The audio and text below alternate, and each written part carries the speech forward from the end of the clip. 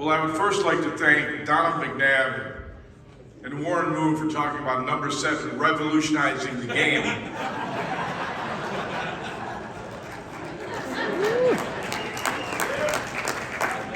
Those are my guys.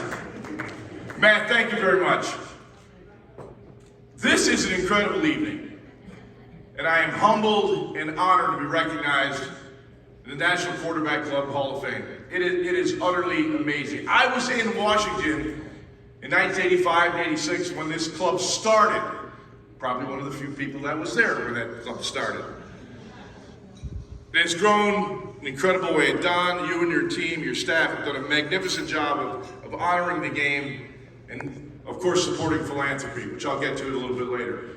But man, what you guys have done is absolutely amazing. I couldn't be more honored to be part of this group gathered tonight, as well as all the great players that surround this dais right now and the audience that's out there. Incredible players.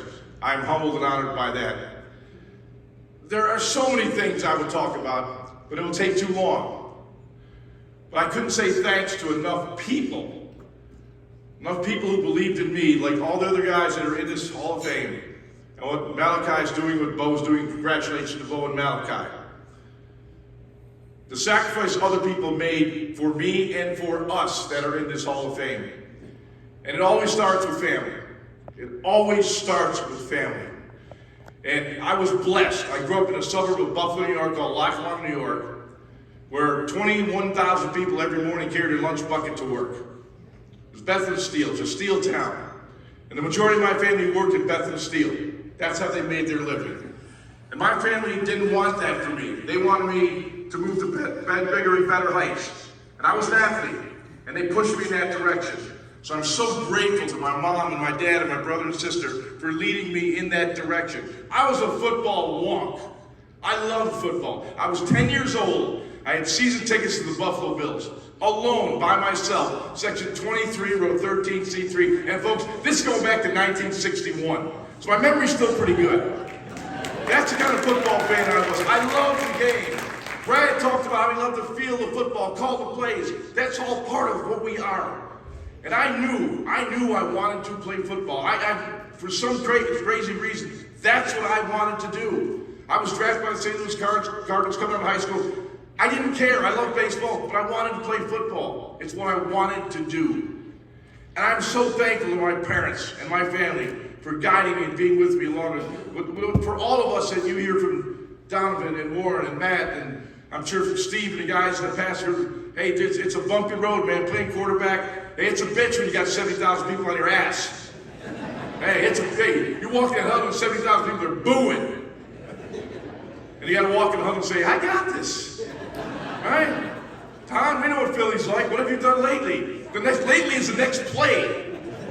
That's Philadelphia. That's most cities. The demands on playing the quarterback position are absolutely incredible. And if you don't have courage and the ability to look down that gun barrel, take a shot, you're not going to make it. So I'm so thankful for the coaches, Dyke Beatty at Youngstown State University, who really taught me that football was just a way to get to the National Football League at the collegiate level. I really wasn't sure what I wanted to do, but he taught me that I had the ability to do that. The ability to get to the next level, the National Football League. I get to the National Football League. I'm the 37th player selected at Youngstown State in 1973. Unheard of for a Division II school at that time. Well, I go to Los Angeles, and there's a coach there named Chuck Knox. And I might add, during my career, I played for coaches that won close to 1,000 games. Think of that. 1,000 football games.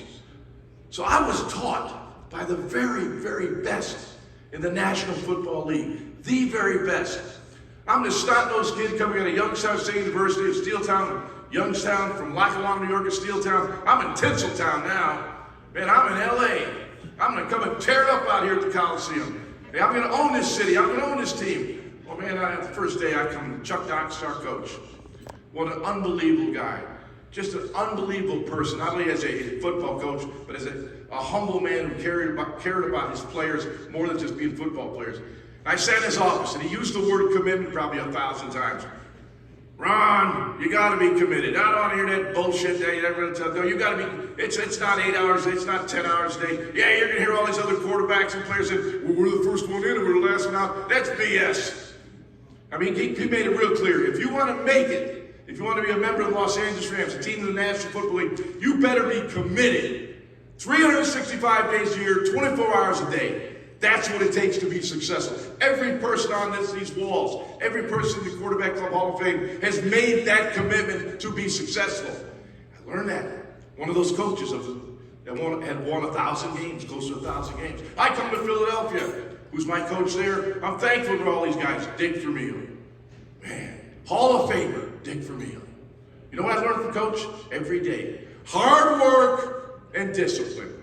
It's not easy. You don't last 17 years. The average NFL career, folks, by the way, is 3.1 years. Malachi, Bo, hear that? Hear that? Every guy out there is 13 years, 17 years, 17 years. Hey, it's a short career. They're always trying to replace you. Every day, every year, they're trying to replace you. You get to the NFL, you better be ready. Hard work and discipline. Work your ass off every single day to keep your job and advance your skill set. Discipline to believe in the leadership. Believe in the leadership that they will set you up for success. That's what it's all about. That's what coaching is all about, leadership. So I leave Philadelphia after 10 years, and I'm a free agent. And there was this damn coach I always had a hard time playing against him. And by chance, he happens to be the winningest coach in the history of the National Football League. His name is Don Shula. So I decided, you know what? I want to go play for Don Shula. I'm a free agent. I want to see what makes Don Shula tick. Yeah, I'm going to back up Marino. I'm okay. I'm 36 years old. I've had a good career as a starter. I'll go and back up Dan Marino. I want to see what made Don Shula tick. The winningest coach in the history of the NFL. It was really simple. After 2 years, people always ask, how was Shula played for? What kind of guy was he? Summarize Don Shula. Summarize his leadership. I said it was really simple. He understood that football was the consummate team game. Football is the consummate team game. Not individuals. Team game. Oh, yeah, you had Marino, you had Duper, Clayton, you had all these great all-pro players, Hall of Fame players. But to win, to be successful, it's about working together. It's about teamwork. It was really that simple. He's won 347 games, and every day we heard about teamwork, teamwork, teamwork. That's how you become successful. So for the young quarterbacks and young players, you better buy into the team concept or you're never going to make it. Never going to make it. So I think my last stop was with the Kansas City Chiefs. By the way, it was back here a couple weeks ago, Super Bowl, Philadelphia Eagles, Kansas City Chiefs. You may remember. I'm trying to forget. But I really said, I got a winner. I got a winner. I got a horse in this race going to win. I played for the Chiefs, and I played for the Philadelphia Eagles. So I'm going to win this either way. Although I must say, 10 years for the Eagles. I live in Philadelphia. My kids are all Eagle fans. My grandkids are all Eagle fans. I'm pulling for the Eagles, obviously. But it didn't happen. So anyway, I come to Kansas City. Marty Schottenheimer is there. And Marty was really different. Marty is the only head coach in NFL history that has won 200 games and is not in the Hall of Fame. Think of that. 200 plus games and not in the Hall of Fame. That's a damn good coach. So I'll never forget. I've always been around, like most players, guys that I keep looking around this room, I'm just in awe of the people that we're a part of. And I think of, coaches. Usually they're talking about snot knockers and get out there, bend his face mask, puncture his lung. Grudenism's on that one, right, Brad? Yeah, puncture their lung, bust their face mask, rupture their sternum. That's what you hear. Believe it or not, that's what you hear in your pregame talks. So I get a coach up there, Marty Schottenheimer. First time he approaches the team, he gets up and he speaks really, really soft and forces the players, the coaches, administrators in the room to listen really, really hard. And he kept using the word trust, trust, trust. It resonates now more with me as I've gotten older and have, I've been married to my wife for 48 years. I got 3 kids, I got 7 grandkids, and I think of Marty all the time, not only in the football terms, where you have to trust every single player on every single play to do his job, because if one player makes a mistake, he ruins it for 10 other players in the field, a whole organization, a whole city, a whole country that pulls for your team. So yeah, if you don't trust people, you got no chance for success. And it just seems like such a simple word. But if you don't trust people that you line up with, if you don't trust people that you have to sit at the dinner table with, it's hard to be successful. It really, really is. It's hard. So trust is so, so important in the constant team game of football. And I'm so thankful for those coaches that pushed me, demanded of me to be great, to make my team great, and sacrifice those individual feelings for what you can do for your team. Trust from those coaches. I think about it so often, over 1,000 wins. Some days the quarterbacks say this, it's hard to get a first down. It's hard to get a first down. And you start talking about 1,000 wins, it just mesmerizes me. And I'm gonna say one thing, Brad, you were talking about your wife, and I could talk about my family so much. Like Don is like family to me. I know all the guys, Warren, Steve Berline, everyone that's in this room, these quarterbacks, the guys around this room. But Brad mentioned something that I thought was important when you thank your family and your wife. And it is so important for us to do our job as quarterbacks. We gotta have that great supporting cast around you. For anyone in this room to do their job, you have to have that great supporting cast around you. And in 1984, HBO followed my wife around at a game. The whole weekend, they were at my house, they were following my kids, and doing this documentary on my family. And it's amazing how oblivious, guys, I'm gonna tell you, us players, we're like oblivious to really what's going on in the real world, because we're so focused on what we have to do, complete passes and win football games. So my whole family is in this video. I'm watching the video like 3 days later on HBO. And by the way, we won the game in overtime against the Atlanta Falcons on the longest play in NFL history.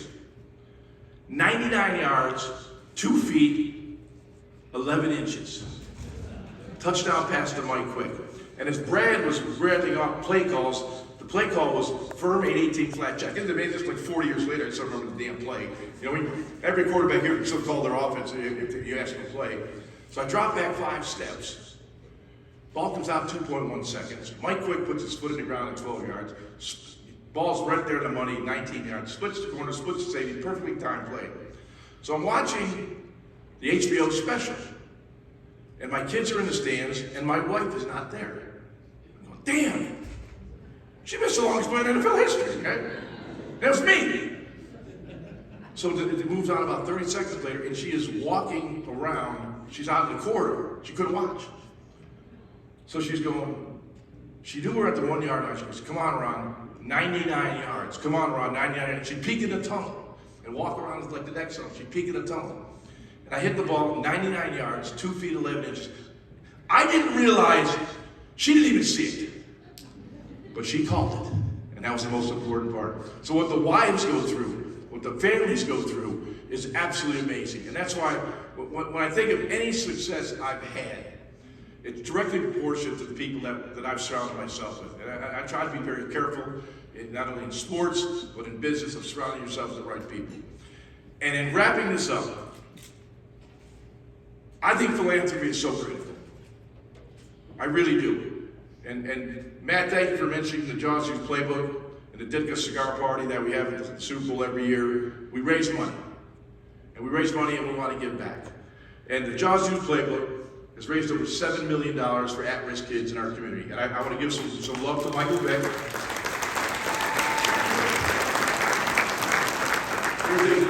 There was a field in North Philadelphia, Hunting Park, Pennsylvania. And it was a piece of garbage, by the way. It was mud, it was dirt, it was everything. It was a horrible, horrible place. And my foundation had done a playground there the year before. Next year I come back and I'm at the playground, and the football field was awful. So I said, we got to build it, we got to get a turf field. So my foundation, Michael Vick's foundation, got together. We got together with the National Football League. There's a great program for rebuilding fields in inner city schools and allowing kids to have great playgrounds and football fields. And we built a field there. Michael was there, the ribbon cutting, I was there. It was like the greatest feeling that you could ever have. When you see kids out on the field doing what they want to do. And the residue of what we did was called Paying It Forward. And there was a kid, and Michael knows this because he did a nice piece on it, by the name of Kyle Pitts, who a few years later after we built that field became a first-round draft choice of the Atlanta Falcons. So that's what paying it forward is all about. Giving back to the community. And I know that the quarterback club is so involved. And God, it's so good to see that. People giving back to help each other. And to me, that's what it's all about. We get these honors bestowed upon us, and we are also deeply grateful and gratified to be recognized for what we did. But I get more joy out of seeing people giving back to help other people. So thank you for all that you do. I'm honored to be a part of this organization forever, the National Quarterback Club and the Phoenix community. Thank you for your great support. Thank you.